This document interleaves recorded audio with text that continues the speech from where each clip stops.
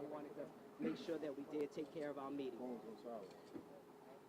right, go ahead, Chief. All right, well, this is a great day. I'm very pleased that you're all here. We're very excited about this weekend, and we are really quite prepared. And I think for anyone who's local, you see the difference, particularly in the Bourbon Street and the French Quarter area, Poydras and so forth. And you have seen now that we've had the arrival of our National Guard who are with us.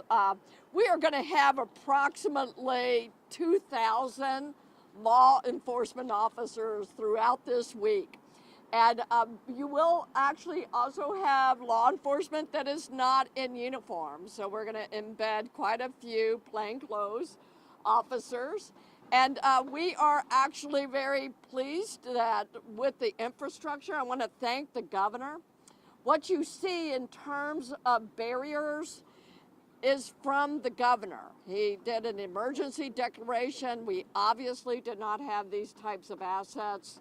And so between the governor's declaration and the federal Tier 1 level that brought in the federal assets, we've been able to provide this type of safety. You've noticed the helicopters as well around the Superdome, and those will remain up.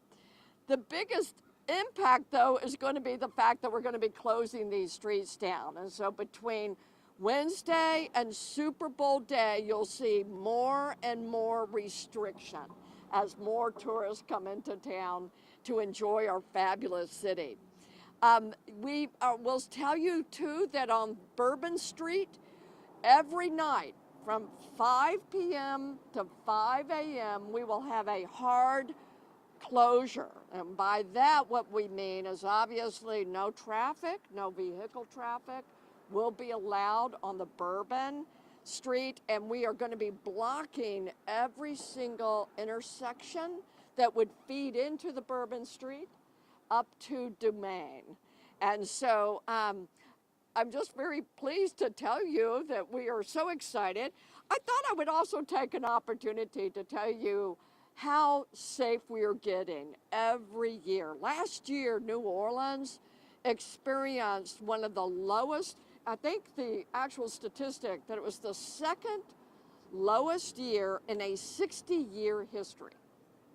And even this year, we will always, always honor the memory of the 14 people who lost their lives in a terrorist event. But even between that event and today, they will always be in our numbers associated with how we do statistics. But no number, that's a sterile thing to think about, but that represents someone, that represents a person. We obviously have to use numbers to frame our understanding about the impacts of our strategies. So I do want to share some numbers with you, if I may. I'll let the siren pass.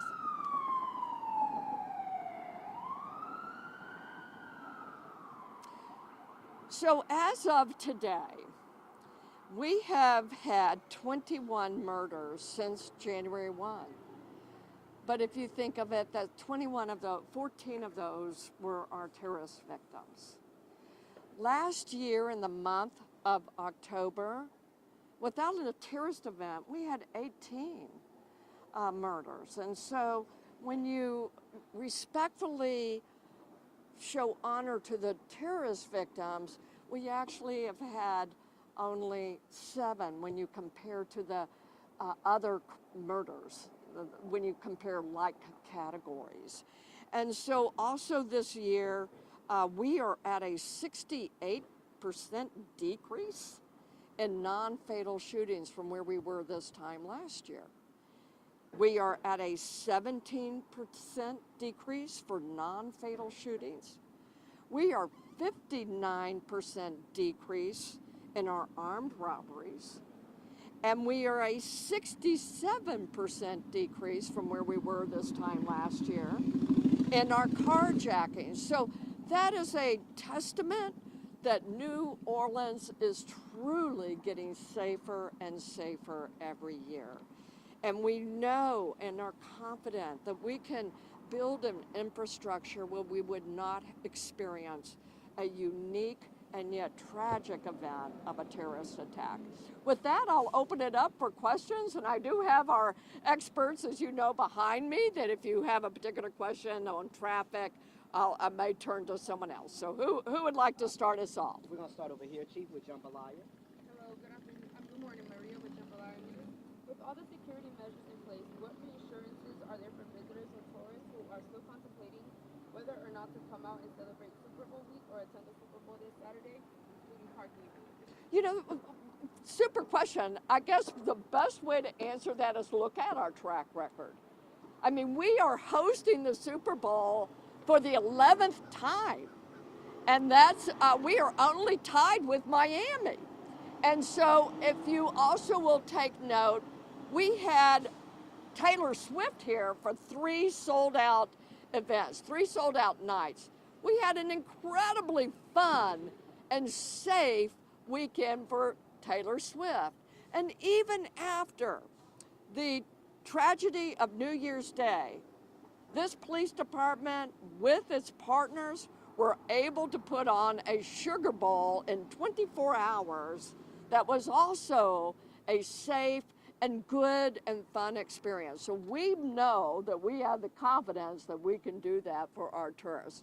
You can come, I don't know of any city right now with this level of infrastructure with the exception of New York. Okay. Axios. Hi. Carly with Axios. Yeah. So we're hosting the Super Bowl in addition to a presidential visit. Yes. How does that affect the plans? It does impact because the security also has to now heighten more, and we are prepared for that. And the impacts of that will be that we will have to shut down some additional streets a little longer in order to provide a safe corridor for him. Obviously, he also brings his Secret Service detail, and so that is also established for his security as well. Yeah. WWL. We had seen on the major offense log from yesterday morning that there was a robbery at the corner of Bourbon and Canal. Someone had taken a woman's items, and it was at 9 a.m. I'm just wondering, with all of that law enforcement there, how are you handling property? I'm going to let the captain over that to speak to it if you would like to about the specific. He's over that district. Yeah, we're still working that out. We don't want to give any specifics as it relates to that incident right now, determining the correct classification of that crime right now. May I almost also comment, you know, our ability to find people who do engage in this is very, very high.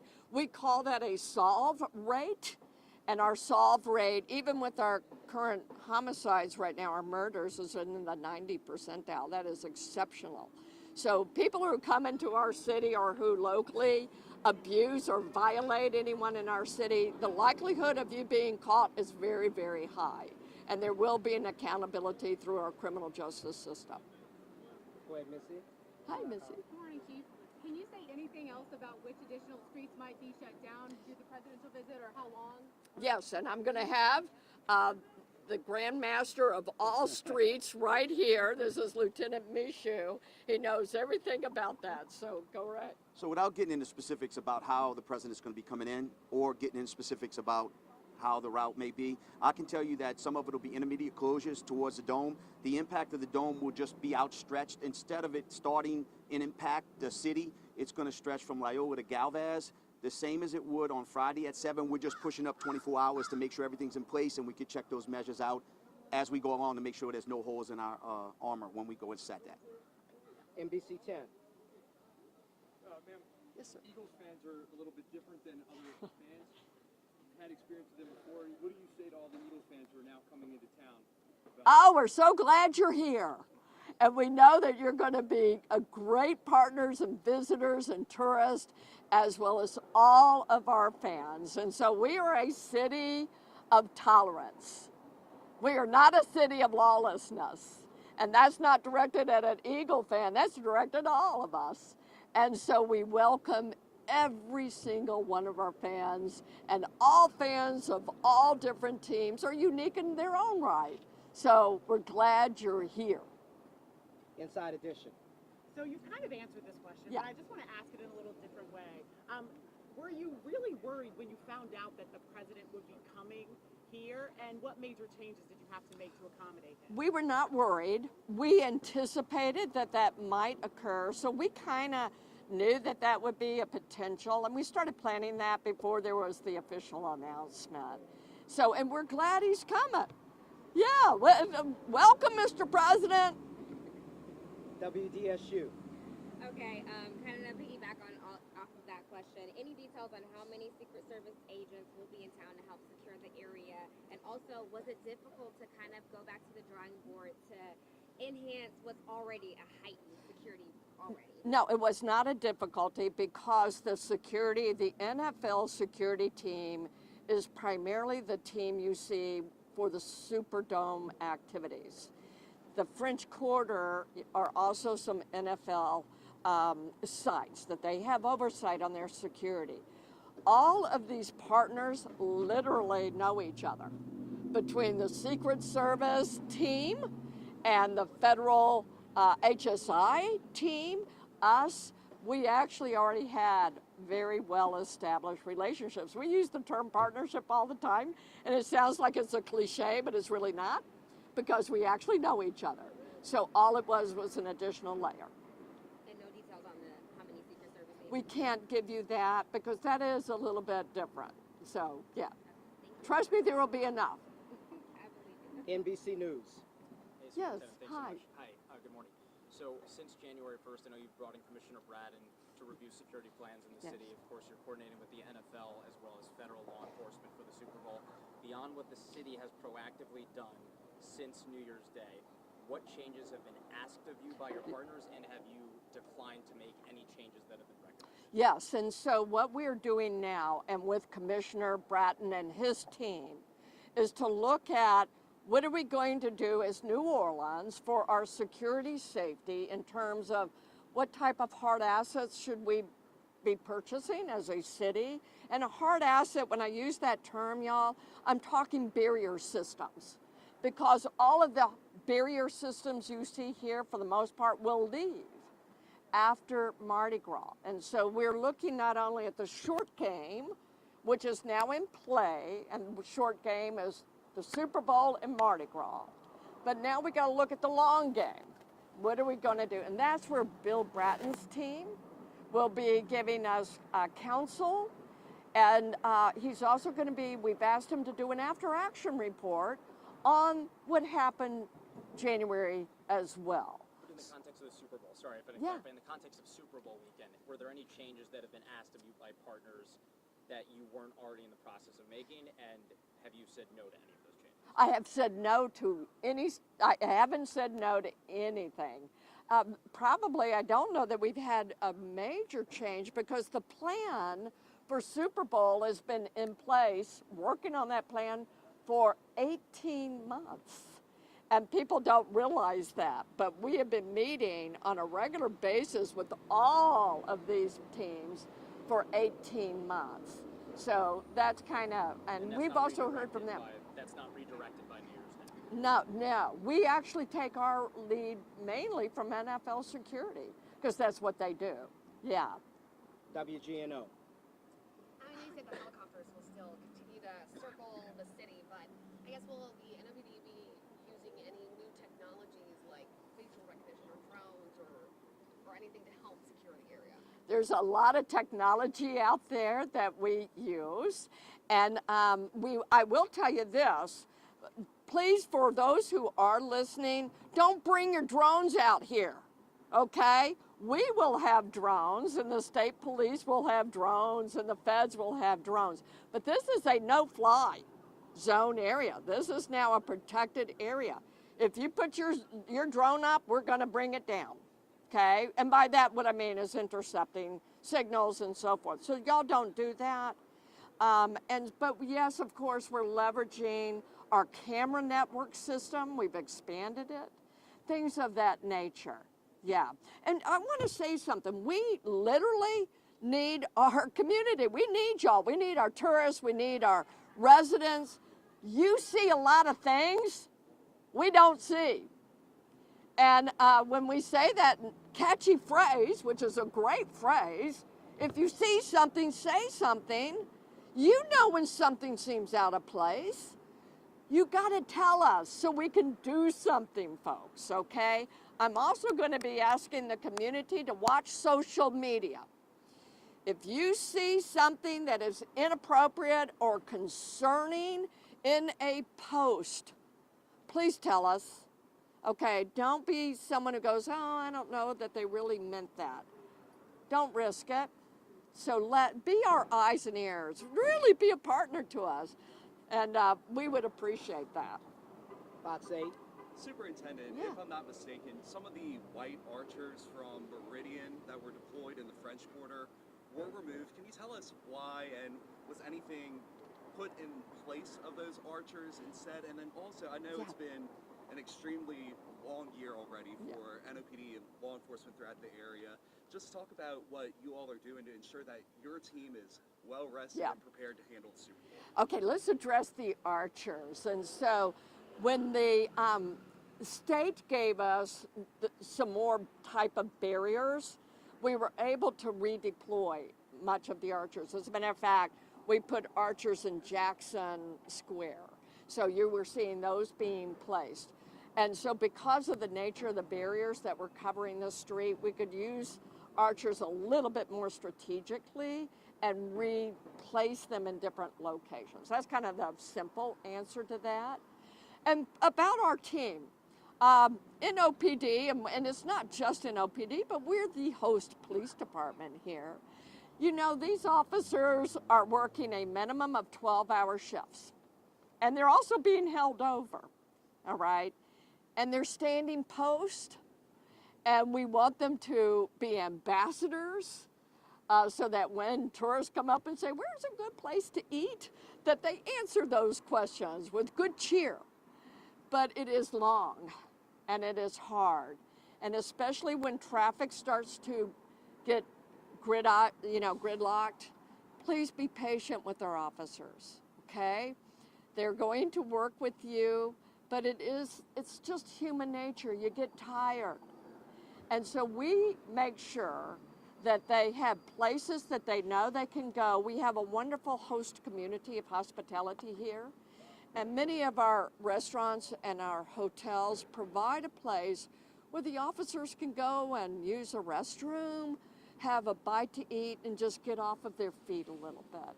It's like a marathon. For anybody who's a marathon runner, you got to pace it. But we have excellent leadership here, and our leaders do take care. And we drive around and we say, hey, are you okay? Do you need a break? Do you need a snack? So we actually are mindful of that, and they're going to be working very long hours, and then they're going to get a 1-week break and then a 2-week Mardi Gras. Okay, you're looking at amazing, I call it like Olympic level athletes. They are really of that caliber. So they'll stay the course. We'll be out there too.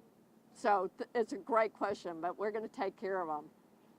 All right, Jack, you get the last question. Okay, hey, Jackie. Hey, thank you. Could you talk about the decision to allow firearms in Bourbon Street and what steps will be taken to ensure people bringing in guns are complying with state law? So that's not my decision. That is a state legislative decision to have constitutional carry in the state of Louisiana. And we're going to abide by the law. But we do now have some new training about what we're going to be looking for.